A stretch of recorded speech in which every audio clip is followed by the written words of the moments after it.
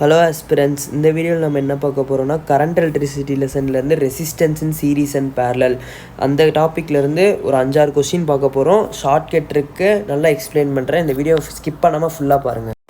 First question என்ன சொல்லியிருக்காங்கன்னா, find the equivalent resistance between A and C in the combination of resistance shown இந்த figure அப்படி கொடுத்துருக்காங்க.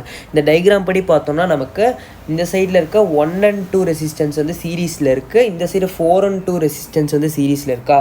அப்போ இது ரெண்டும் வந்து 1 + 2 வந்து 3, 4 + 2 6. அப்போ இந்த ரெசிஸ்டன்ஸ் வந்து இந்த மாதிரி சேஞ்ச் ஆயிரும், 3, 6, 6 இந்த மாதிரி சேஞ்ச் ஆகிடும். இது மூணுமே பேரலில் இருக்குது. So 1/R equivalence is equal to 1/3 + 1/6 + 1/6ன்னு போட்டோன்னா நமக்கு வந்து R ஈக்குவலன்ட் வந்து 3/2ன்னு கிடைக்கும். 3 ரெசிஸ்டன்ஸுமே பேரலில் இருந்தால் நமக்கு ஒரு ஷார்ட்கட் ஃபார்முலா இருக்குது, அது இங்கே கொடுத்துருக்கேன் பாருங்க.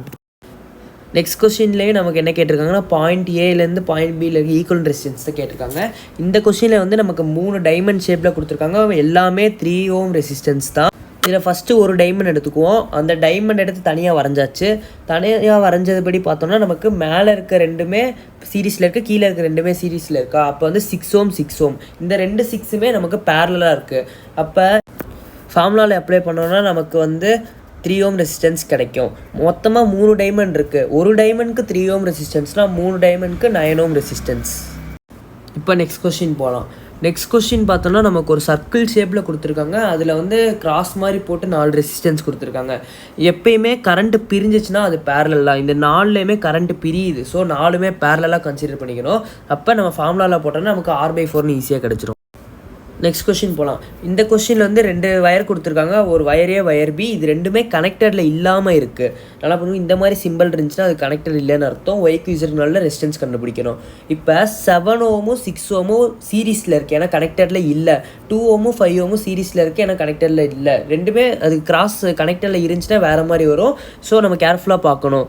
இப்போ அதை வந்து நம்ம ரீசால்வ் பண்ணி இந்த மாதிரி கொண்டு வரணும். 13/7 13 பேரலில் இருக்குது.